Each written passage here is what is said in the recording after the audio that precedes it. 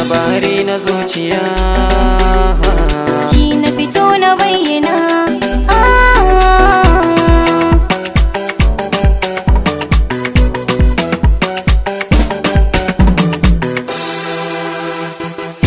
ke nake nufi so in na ambata kau da shamaki ki cire karan tsana.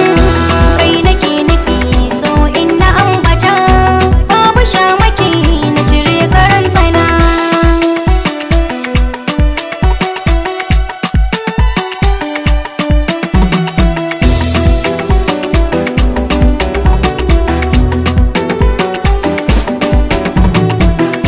Mai bakanta so na gabai da ladabi tunda ya zamo ta makar mujarabi kinam na zo mu kusan tubi da bi babu waiwaye sawun ki zanabi inda lokaci ki kira ni sahibi dai na firgici kauna na bayyana.